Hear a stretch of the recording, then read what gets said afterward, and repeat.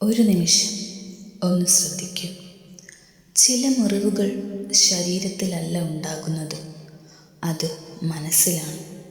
ആരും കാണാത്ത രീതിയിൽ ഉള്ളിൽ നിശബ്ദമായി വേദനിപ്പിക്കുന്ന മുറിവുകൾ. പുറത്ത് എല്ലാവരോടും ചിരിച്ചുകൊണ്ട് സംസാരിച്ചാലും അകത്ത് തകർന്നു പോകുന്ന ആളുകൾ ഇന്ന് ഒരുപാടുണ്ട്. അത്തരമൊരു സമയത്ത് പലരും മറന്നുപോകുന്ന ഒരു ചെറിയ ശക്തിയുണ്ട്. അനേകം വിശുദ്ധന്മാർ പിടിച്ചു നിന്ന ഒരു ശക്തമായ ആയുധമുണ്ട്. അതാണ് പരിശുദ്ധ ജപമാല. ജപമാല വെറുമൊരു പ്രാർത്ഥനയല്ല, അത് ദൈവത്തോടുള്ള ഒരു ഹൃദയ സംഭാഷണമാണ്.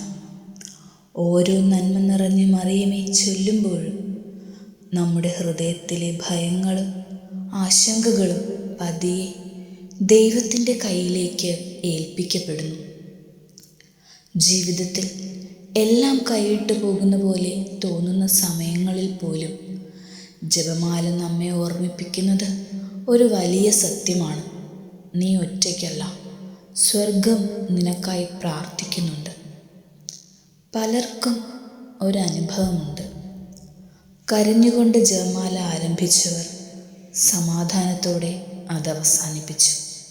കാരണം ജപമാല നമ്മുടെ സാഹചര്യങ്ങളെ ഉടനെ മാറ്റിയില്ലെങ്കിലും നമ്മുടെ ഹൃദയത്തെ മാറ്റുന്നു. ഭയത്തെ വിശ്വാസമാക്കുന്നു, തളർച്ചയെ പ്രത്യാശയാക്കുന്നു. ഒരുപാട് ആളുകൾക്ക് ജപമാല ഒരു ശീലം മാത്രമാണ്, അല്ലെങ്കിൽ ഞാനൊരു ദൈവവിശ്വാസിയാണ് എന്ന് മറ്റുള്ളവരെ കാണിക്കാൻ വേണ്ടി മാത്രം ജപമാല കയ്യിൽ കൊണ്ട് നടക്കുന്നവരുമുണ്ട്. പക്ഷേ മറ്റു ചിലർക്ക് ജപമാല എന്നത് ജീവിക്കാൻ പിടിച്ചു നിൽക്കുന്ന അവസാന പ്രത്യാശയാണ്. പരിശുദ്ധ ജപമാല എല്ലാ പ്രശ്നങ്ങളും ഉടനെ മാറ്റണമെന്നില്ല, പക്ഷേ ആ പ്രശ്നങ്ങൾ താങ്ങി നിൽക്കാൻ ഒരു ശക്തി ഹൃദയത്തിൽ നിറയ്ക്കും. അതാണ് ജപമാലയുടെ സൗന്ദര്യം. നമ്മൾ ഒറ്റയ്ക്കല്ലെന്ന് ഓർമ്മിപ്പിക്കുന്ന ഒരു പ്രാർത്ഥന. ഇന്ന് നിങ്ങൾ ഒരു ഭാരവുമായി ജീവിക്കുകയാണോ? ഉറക്കമില്ലാത്ത രാത്രികളിലൂടെ കടന്നു പോവുകയാണോ? മനസ്സ് തകർന്നിരിക്കുകയാണോ? എങ്കിൽ ഇന്നൊരു ജപമാല എടുത്തു നോക്കൂ.